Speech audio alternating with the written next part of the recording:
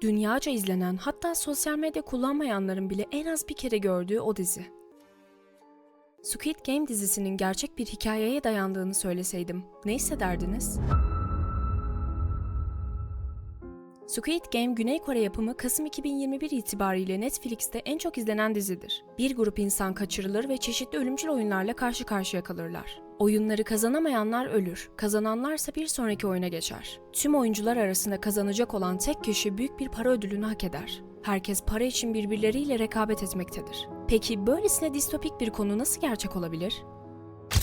Güney Kore'de 1960 ile 1980 yılları arasında Brothers Home, yani Kardeşler Evi adlı toplama kampında 657 ölüm ve binlerce kişiye yönelik taciz, tecavüz ve işkenceler yaşandı. Bu insanların birçoğu ise küçücük çocuklardı.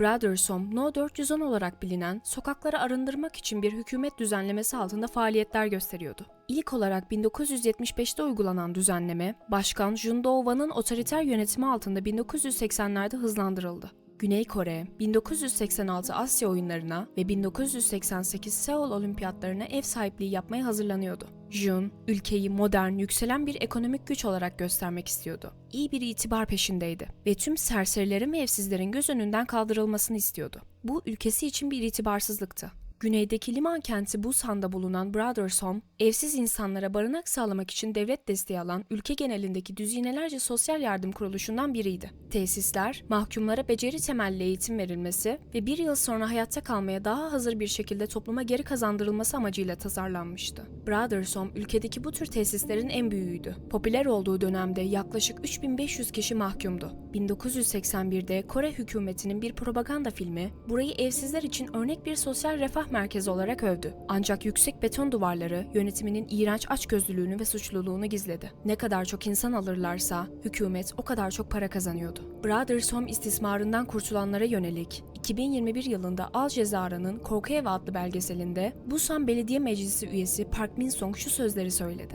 Hükümet destek ödemelerini arttırabildi ve parayı zimmete geçirebilmek için tesis içindeki insan sayısını arttırmak zorundaydılar. Bu yüzden sokaktaki herkesi, günlük hayatlarını yaşayan insanları acımasızca kaçırmaya başladılar diye bir itirafta bulundu. Yerel Busan savcısı Kim Yong-won'un 1987'deki soruşturmasına göre Brothers Home'un sadece %10'undan az evsizdi. Bu bahsettiğim belgeselde kurtulan 9 kişinin de hiçbiri sokakta yaşamıyordu. Eski kurbanların aç bırakıldıklarını ve köleleştirildiğini söylüyorlardı. Brothers Home'un ilk günlerinde dik bir tepenin yamacına 3500 kişinin içinde oturabileceği bir kilise inşa etmeye zorlanan kurbanlar çadırlarda uyuyorlardı. Çoğu mahkum emekleri için hiçbir şey almıyordu. Bu evde 4 yıl boyunca mahsur kalan 15 yaşında olan Yan Song-mo, belgeselde doğu mahkumunun günlük hedefleri tutturamadıkları takdirde cezalandırıldığını söylüyordu. "Bitiremezsek beyzbol sopalarıyla dövülüyorduk," diyordu.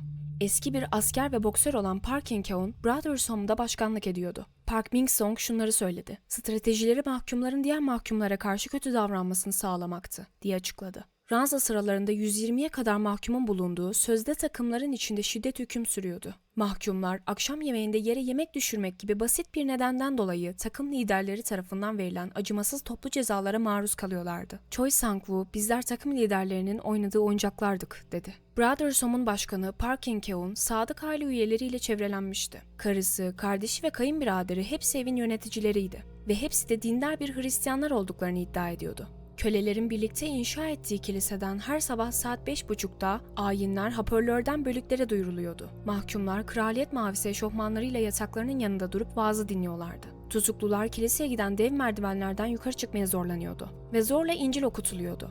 Buradan kaçmaya çalışanlar yargılanıyor, azarlanıyor ve binlerce diğer tutuklunun önünde vahşice dövülüyordu. Hatta öldürülüyordu. Sadece 14 yaşındayken kampa götürülen Choi Sang-woo bir evsiz değildi. Burada 5 yıl boyunca köleleştirildiğini, tecavüze uğradığını ve vahşice dövüldüğünü anlattı. Okuldan eve yürürken bir polis tarafından durdurulup bir parça ekmek çalmakla suçlandı ve polis memuru tarafından cinsel organı yakıldı. Daha sonrasında Brothers Home'a gönderildi. Kilise inşaatının ilk aşamalarında tutukluların çadırda uyuduğu dönemde yüzlerce kişinin öldüğü düşünülüyor, ancak bu kişinin ölümleri bildirilmiyor. Sadece tarlalara gömülüyorlardı.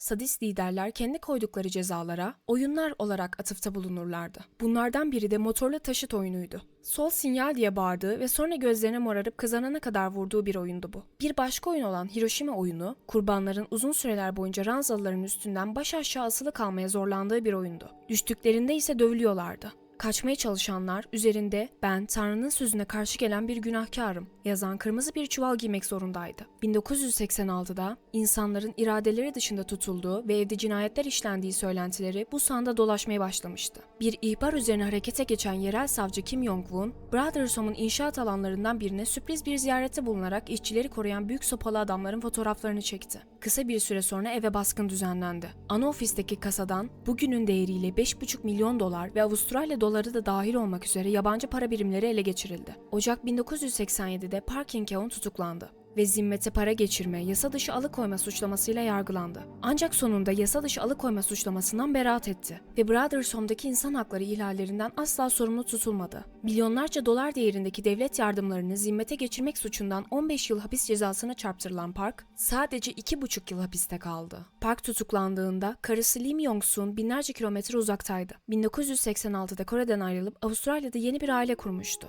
Park 1989 yılında hapisten çıktıktan sonra olağanüstü bir şekilde hemen Kore'deki sosyal yardım işine geri döndü.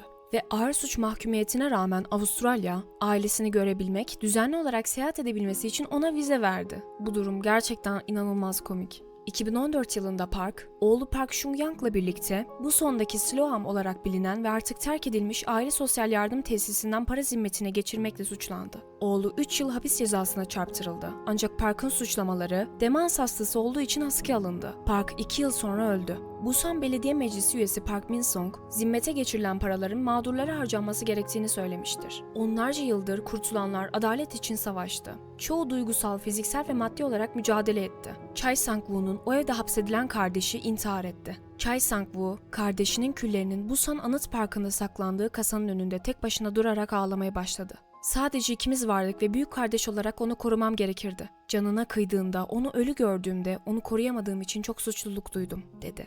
Choi Sang-woo gibi kurtulup mücadele eden kişilerin hepsinin sesi adalet karşısında kayıtsız kalındı. Korku Evi belgeselinde Brothershome'u yönetenlere karşı röportaj talepleri edildi. Fakat hepsi reddedildi. Yani bu demek oluyor ki bu evde yaşanan 657 ölüm, binlerce kişiye yönelik istismarlar, tacizler, tecavüzler, işkencelerin hepsi hiç yaşanmamış gibi davranıldı. Kurbanların hiçbiri adalet karşısında intikamını alamadı.